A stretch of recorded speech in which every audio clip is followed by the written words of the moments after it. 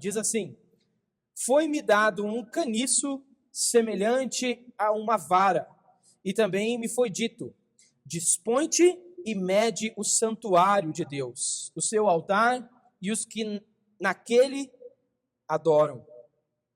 Mas deixa de parte o átrio exterior do santuário e não o meças, porque foi ele dado aos gentios. Estes, por 42 meses, calcarão aos pés a cidade santa. Darei às minhas 2 testemunhas que profetizem por 1260 dias, vestidos de pano de saco. São essas as 2 oliveiras e os 2 candeeiros que se acham em pé diante do Senhor da terra. Se alguém pretende causar-lhes dano, sai fogo da sua boca e devora os inimigos. Sim, se alguém pretende causar-lhes dano, certamente deve morrer. Elas têm autoridade para fechar o céu, para que não chova durante os dias em que profetizarem. Têm autoridade também sobre as águas, para convertê-las em sangue, bem como para ferir a terra com toda sorte de flagelos, tantas vezes quantas quiserem. Quando tiverem, então, concluído o testemunho que devem dar, a besta que surge do abismo pelejará contra elas, e as vencerá e matará. E o seu cadáver ficará estirado na praça da grande cidade que, espiritualmente, se chama Sodoma e Egito, onde também o seu Salvador foi crucificado.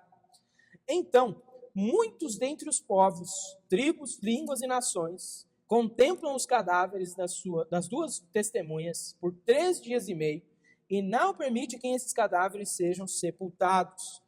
Os que habitam sobre a terra se alegram por causa deles, realizarão festas e enviarão presentes uns aos outros, porquanto esses 2 profetas atormentaram os que moram sobre a terra.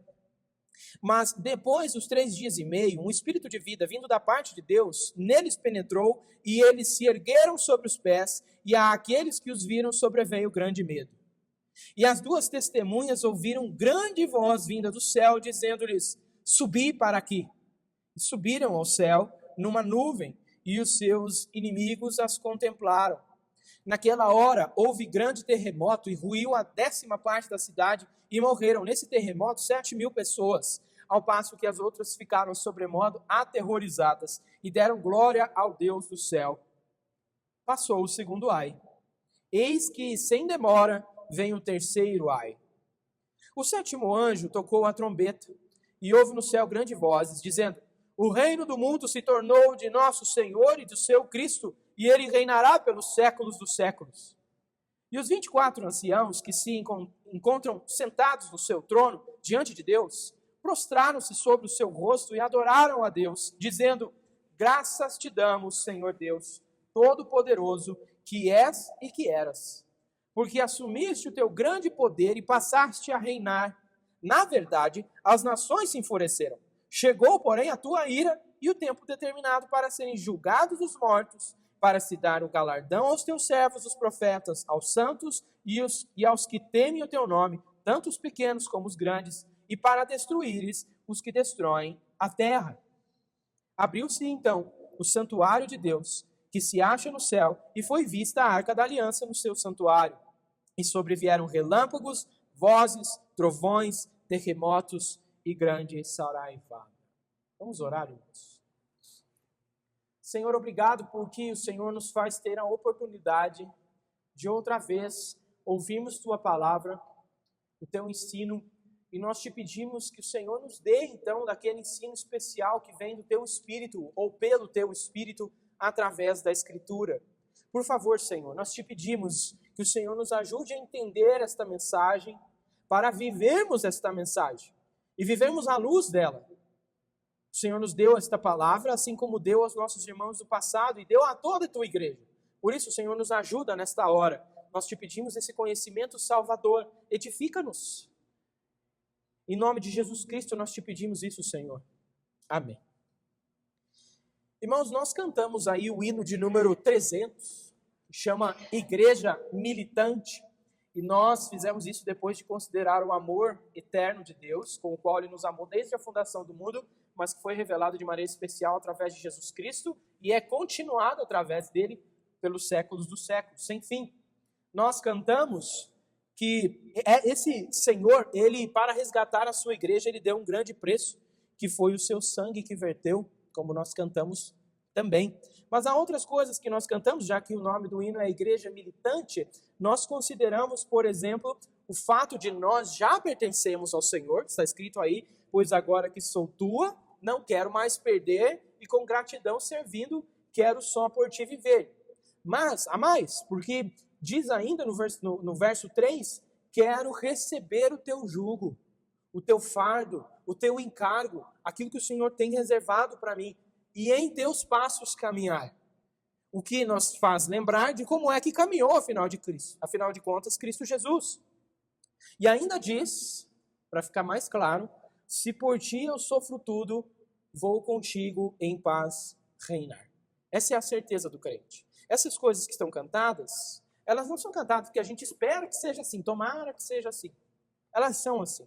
Elas são cantadas assim porque a palavra de Deus nos dá condições de nós cantarmos essas verdades. E isso deveria nortear o nosso coração. Isso deveria dar direção para a nossa vida. Considerar que por Ele nós sofremos tudo, seguindo os seus passos, na certeza disso que isso não é a última palavra e não vai ser o estágio eterno, porque vou contigo em paz reinar. Essa é a certeza do crente, entre outras coisas. Isso é importante de nós lembrarmos, irmãos, porque aqui está diante de nós o capítulo 11 de Apocalipse, que reforça aquilo que nós já temos visto sobre o encorajamento de Cristo para nós, sua igreja, para que nós vivamos neste mundo mal, debaixo muitas vezes de perseguição de diferentes graus, aspectos, tá? Em diferentes locais muitas vezes, mas viver testemunhando fielmente, em obediência e fidelidade ao Senhor, em meio a tudo isso. Se por ti eu sofro tudo, agora eu sei que enquanto eu sofro, o que encoraja meu coração e anima no momento de sofrimento é saber que o Senhor promete para mim o reino em paz. Essa é a verdade que nós podemos extrair também deste texto. Nós estamos aí nessa nossa série de mensagens do livro de Apocalipse e você já tem visto comigo que este é um livro cheio de símbolos, cheio de linguagens que são usadas no Antigo Testamento para que nós visualizemos, entendamos o teor e também o que é que isso quer dizer em relação às coisas que Deus está fazendo e ainda vai fazer. Estas coisas não são coisas que a gente joga para lá. A gente vai empurrando para mais perto da volta de Cristo. Não é assim a melhor forma de nós olharmos para o livro de Apocalipse, nós já vimos isso. É por isso que nós vemos nesse caso de hoje, que Deus está fazendo referência ao templo, ao tabernáculo, outra vez ao altar, àqueles que adoram. Nós vemos ele fazer referência mais uma vez àqueles que são chamados de testemunha. Aqui, as duas testemunhas, versículo 4, fala das duas oliveiras e dos dois candeeiros. Candeeiro a gente já viu, aquelas lâmpadas, é claro que com velas ou fogo em cima, né, para iluminar o tabernáculo também, e que nos lembram, como já foi interpretado a partir do capítulo 1, que dizem respeito à igreja de Cristo. Os candeeiros fazem referência à igreja.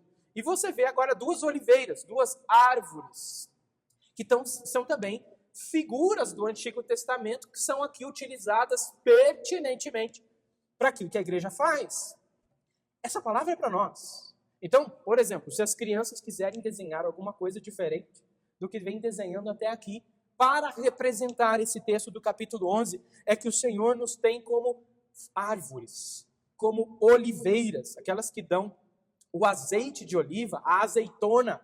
E essa é uma figura muito boa, crianças e adultos, porque nos mostra uma figura viva, uma figura que cresce, uma figura que floresce, que frutifica.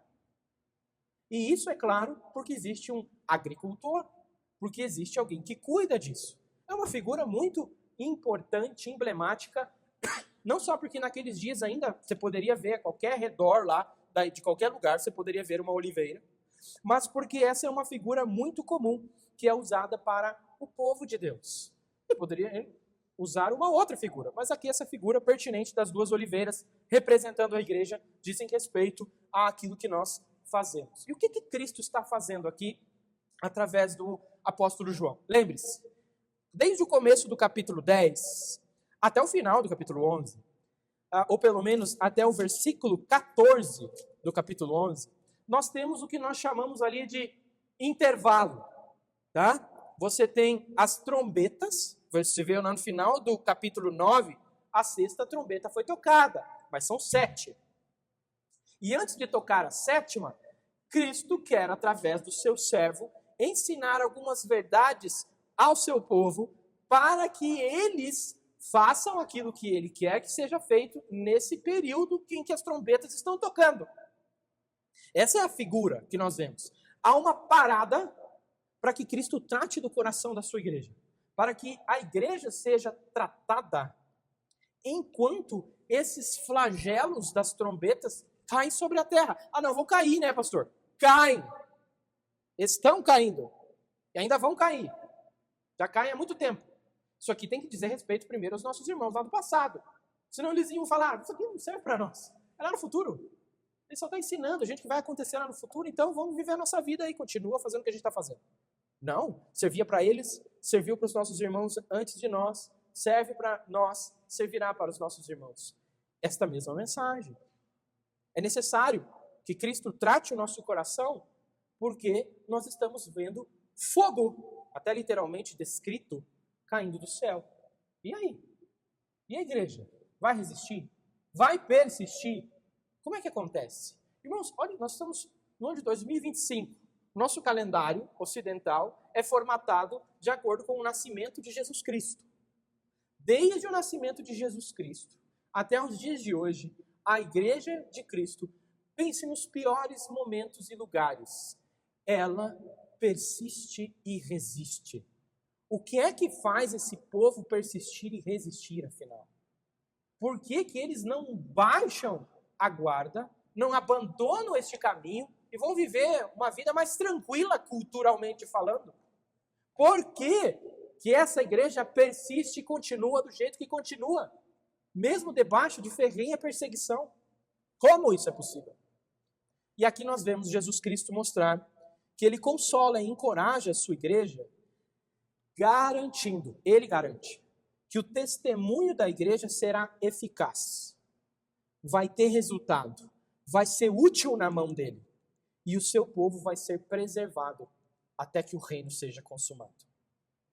Cristo está ensinando isso no capítulo 11. Ele está mostrando que ele tem um cuidado especial com o seu povo, que ele vai mandar esses flagelos, e tem mandado esses flagelos sobre a terra, mas o seu povo está preservado.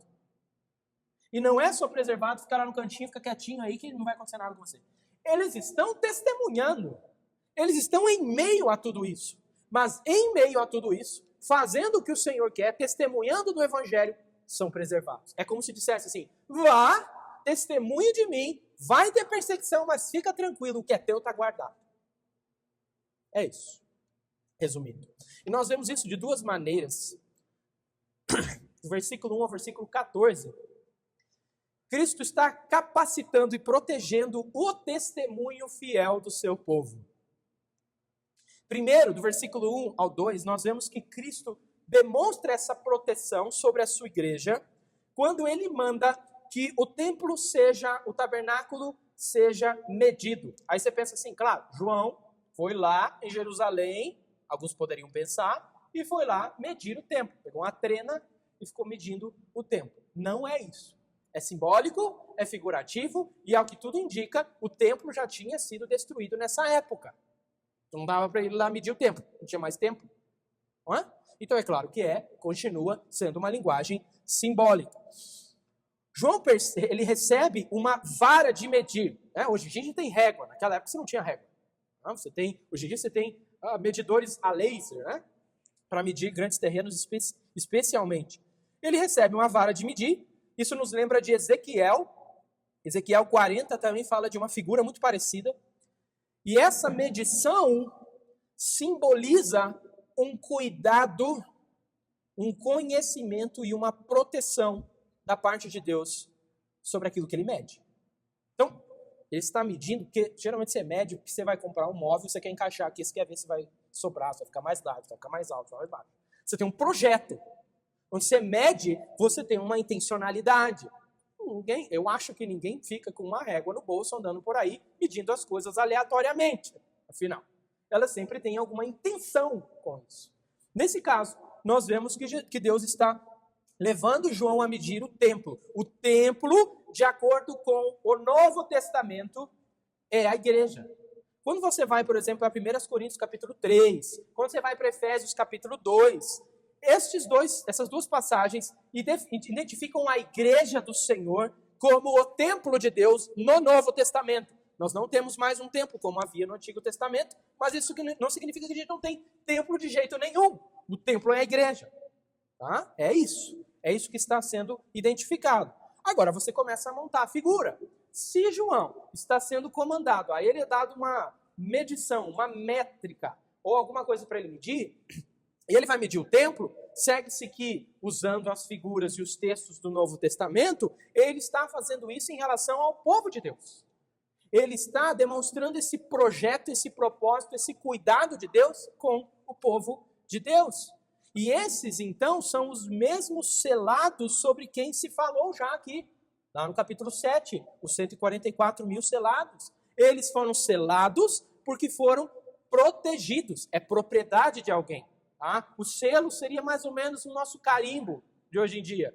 Pertence a. Você pega um inário desse aqui, você vai para o final, tem um carimbo. Isso aqui é um selo. O selo antigo era diferente. Não tinha esse modelo. Então, os crentes selados são aqueles protegidos. E o texto está dizendo que o templo, o altar e os adoradores, os indivíduos, o local, o ambiente e os adoradores estão sendo medidos, o que representa todos os santos da igreja de Cristo, desde a primeira até a segunda vinda de Cristo. É isso que João está fazendo.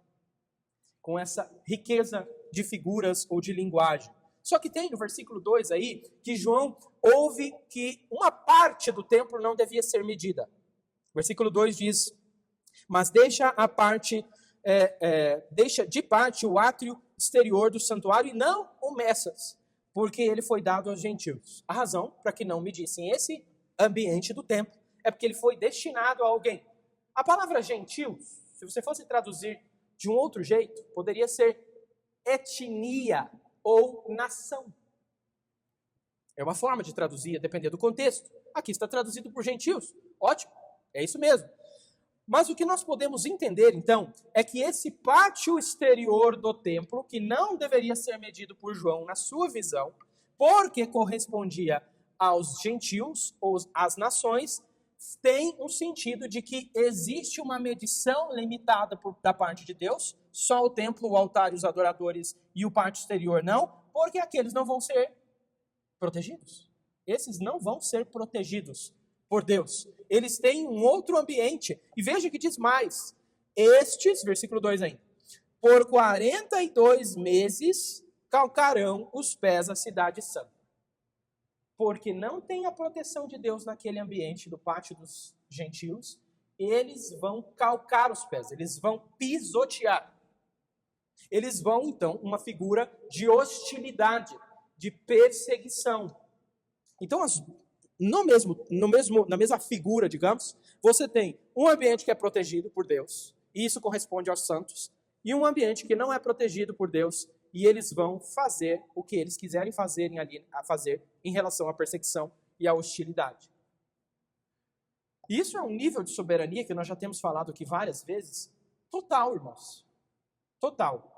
Quando você mede, você controla. Quando você mede as coisas, você controla. Ou você projeta de acordo com alguma medição, alguma métrica. Deus está controlando completamente o seu povo de maneira a protegê-los, embora o outro ambiente não seja um ambiente que ele não tem nada a ver com isso. Na verdade, se ele quisesse medir o outro espaço, ele teria medido. Mas ele não quis. E ele ainda destinou. Não vai ser medido porque tem um propósito diferente. E esse é um ambiente em que as pessoas que não pertencem ao povo de Deus estão e elas calcam os pés, elas pisoteiam.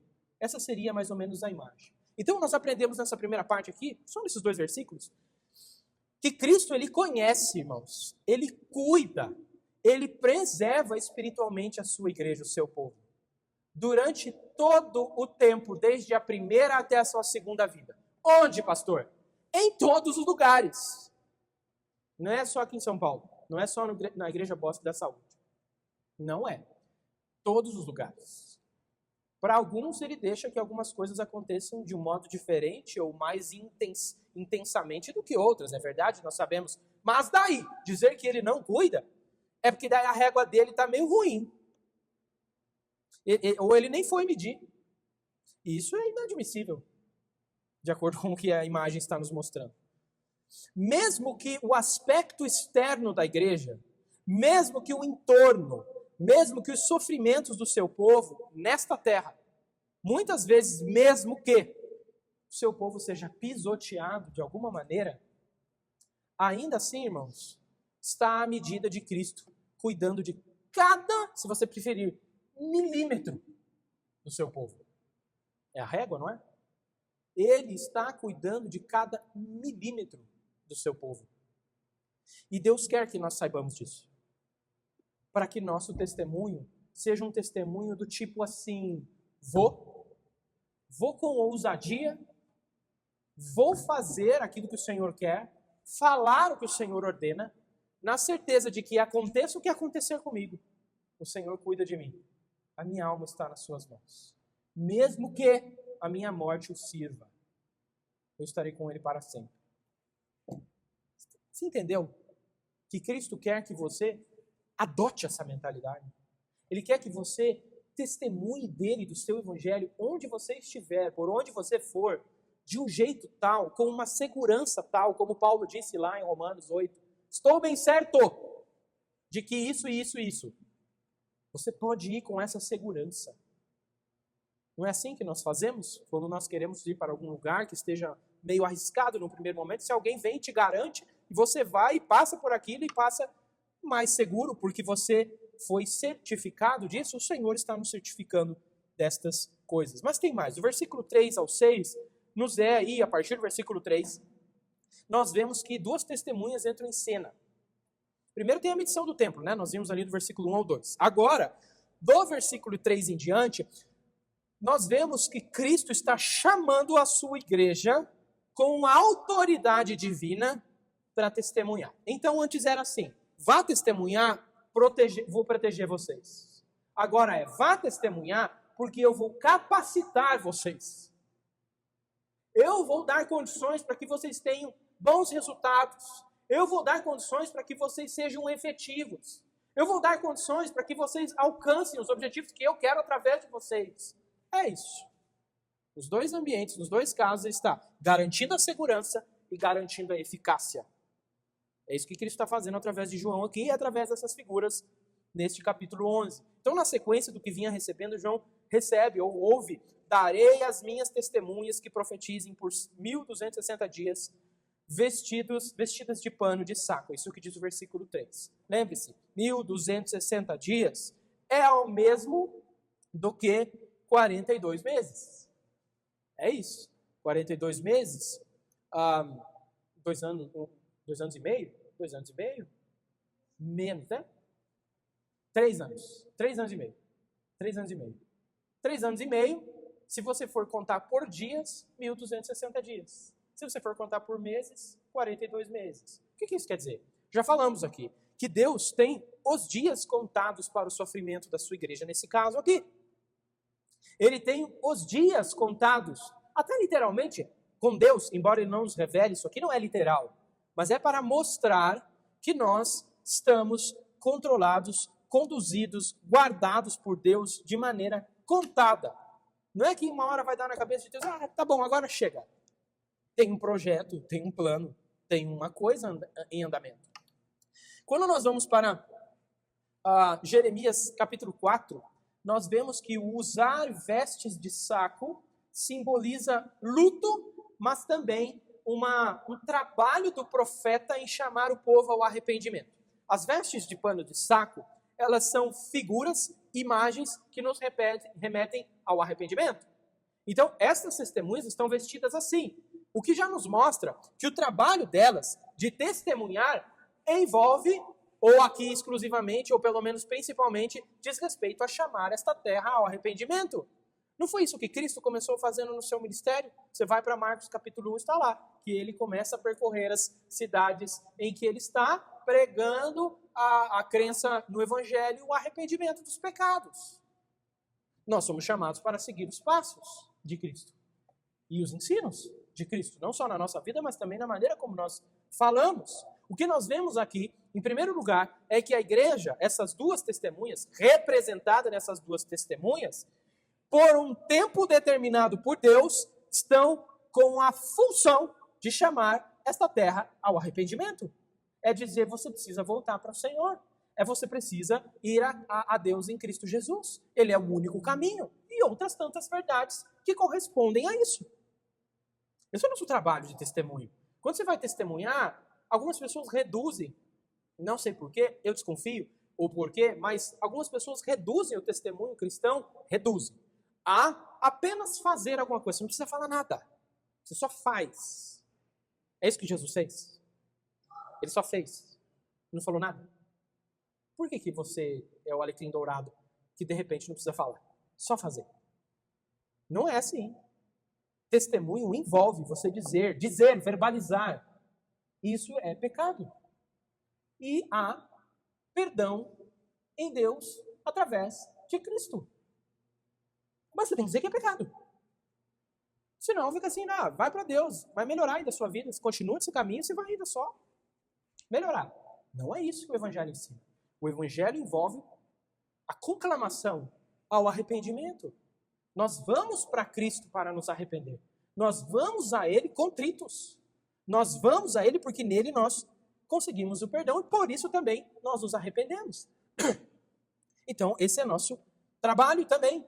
Versículo 4 diz aí que são estas duas oliveiras, os dois candeeiros que se acham em pé diante do Senhor da terra. Aí temos então a figura das duas árvores, ou das duas oliveiras, que são figuras que nos lembram de Zacarias capítulo 4 e Zacarias capítulo 11. Não é uma figura inédita na Bíblia. João está retomando isso. Essas duas oliveiras lá no livro de Zacarias representam o rei Zorobabel e o sacerdote Josué. Então, no livro de Zacarias, as duas oliveiras representam o rei Zorobabel e o sacerdote Josué, naqueles dias. Desse modo, irmãos, nós vemos que essas testemunhas representam o nosso trabalho como reis e sacerdotes. Agora, você lembra de Pedro escrevendo que o Senhor nos fez reino e nação santa, sacerdócio real. Nós já somos, em um sentido, reis sobre a terra. Nós já somos, em outro sentido, sacerdotes sobre a terra. E aí você tem as três figuras aqui, então, no versículo 3 e no versículo 4. Profeta, sacerdote e rei. É para isso que você foi ungido com o Espírito. Na verdade, Cristo, que significa ungido, foi ungido com o Espírito para ser rei, profeta e sacerdote. Você é chamado de cristão por causa de Cristo, e Cristo significa ungido. Cristão é ungidos. Com o quê? Com óleo? Não, deixa para lá isso. Com o Espírito. Nós recebemos o Espírito de Deus, irmãos, para seguirmos os passos de Cristo como profetas, sacerdotes e reis. E aqui essa figura é retomada. De um jeito, é claro, com certeza, bem mais figurativo. Então você lembra dos candelabros, falando lá do capítulo 1, versículo 20 de Apocalipse, que são símbolos da igreja. Isso reforça a ideia de que isso diz respeito à igreja.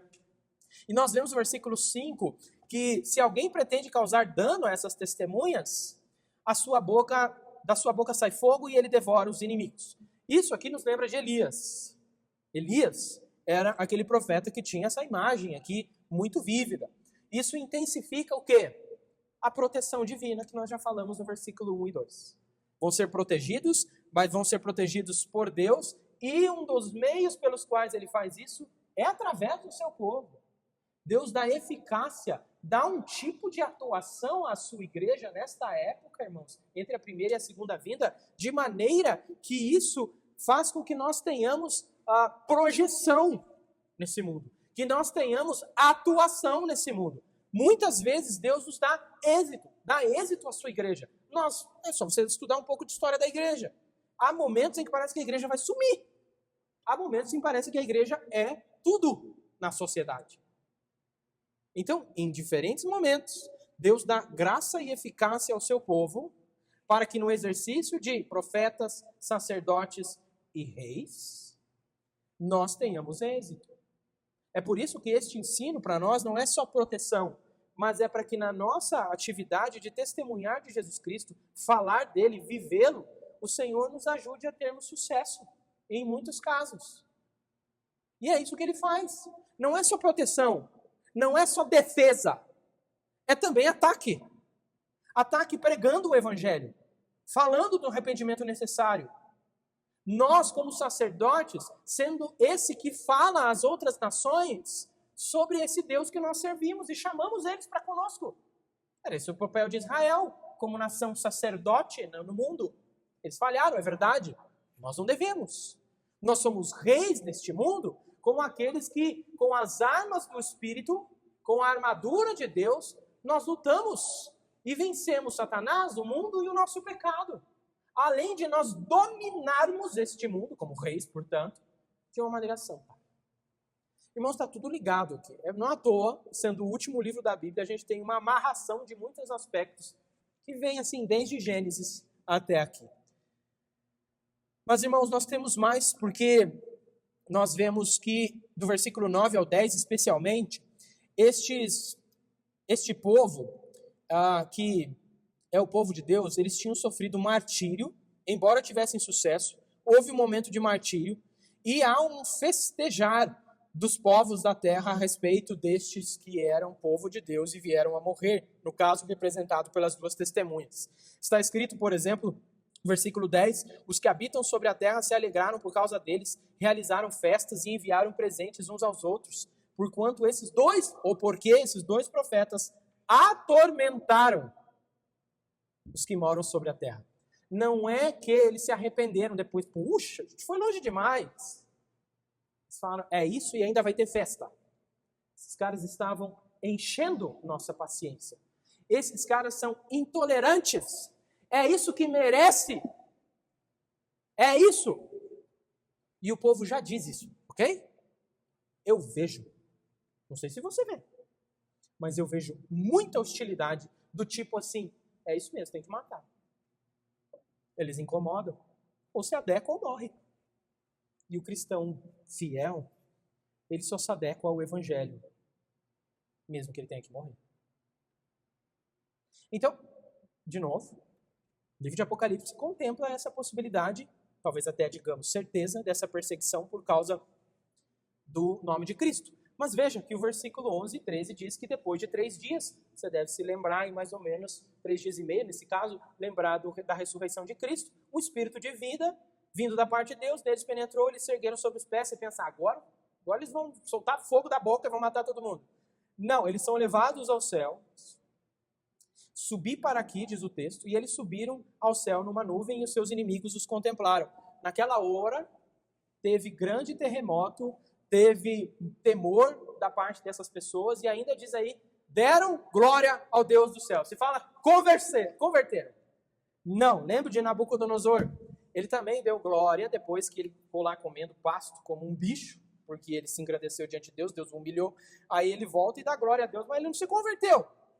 Você lembra lá, nós falamos na liturgia, que algumas pessoas podem dizer Senhor, Senhor, fazer grandes coisas, mas não é conversão. Então, aqui nós não podemos dizer que eles se converteram. Ainda assim, nós vemos que há uma vitória garantida para o povo de Deus.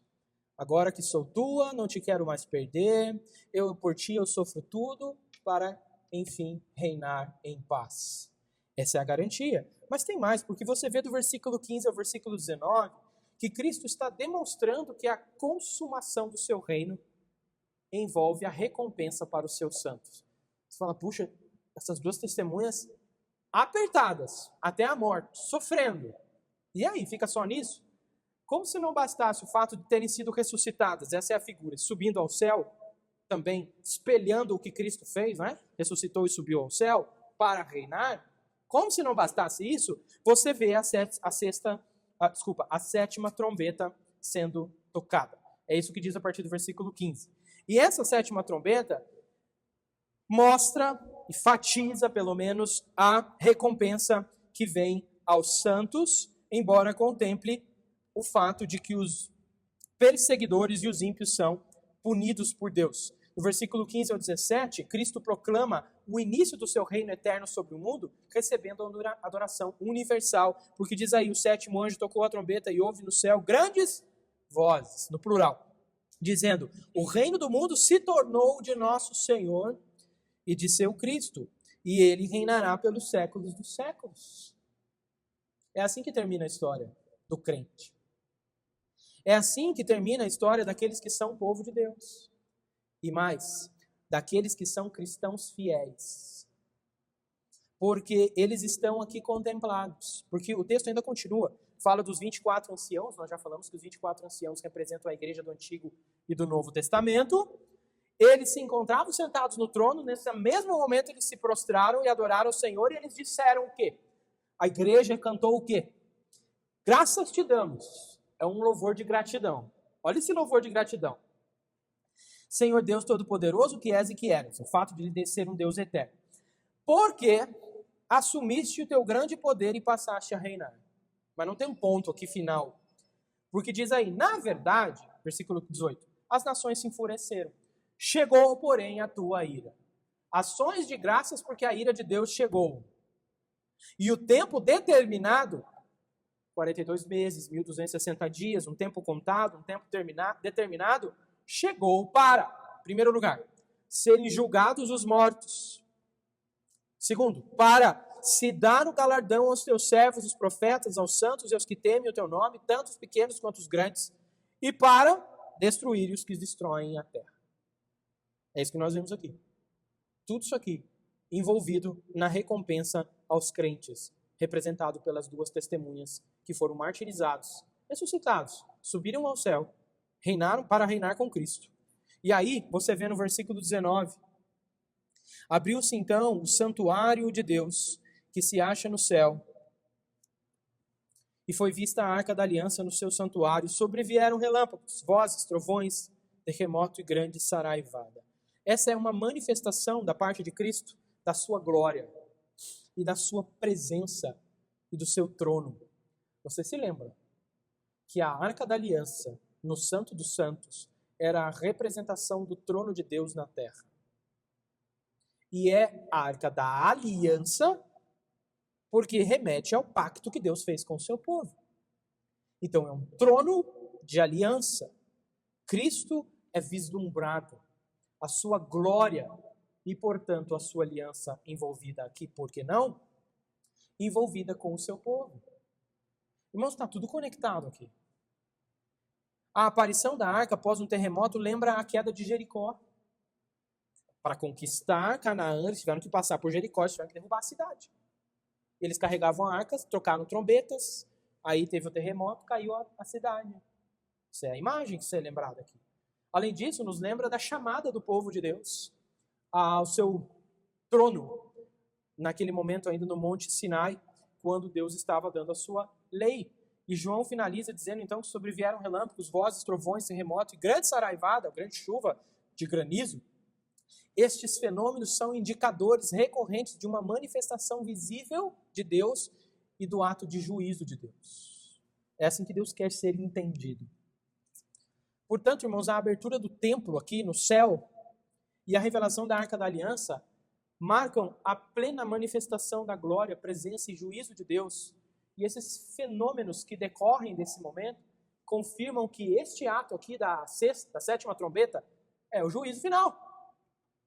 E isso encerra a história e dá início a um reino eterno consumado da parte de Cristo para os seus santos. E vai reinar com os seus santos. Nós concluímos então, irmãos, que o Evangelho, ele assegura para nós, sua igreja, que embora nós atravessemos perseguições, sofrimentos e até aparente derrota, a igreja permanece espiritualmente protegida, ela é chamada para continuar o seu exercício de falar do arrependimento, mas ela é eternamente vitoriosa, porque no final canta vitória. É por isso que nós cantamos aqui hoje sobre coisas que serão realidades perfeitas no findar dos tempos. Cristo garante, irmãos, a nossa segurança como seu povo, para que você vá seguro e tranquilo testemunhar de segunda a sábado a sua vida, a sua família, seu trabalho, seus estudos. E Ele também nos dá a capacidade de nós sermos eficazes, de nós termos bom termo, bom resultado. Muitas vezes Ele nos dá essa condição, mesmo que nós no final soframos a pior das perseguições. De todo modo, o texto aqui termina mostrando que o Evangelho nos lembra garantidamente de que o reino consumado de Cristo está reservado para nós, os seus santos. Testemunhe fielmente, seguro de que Deus protege você e certo de que Deus pode usar o seu testemunho para dar bons frutos. Mas mesmo que isso seja envolto à perseguição, você sabe que você vai reinar com Cristo pelos séculos dos séculos e vai receber uma recompensa da parte dele.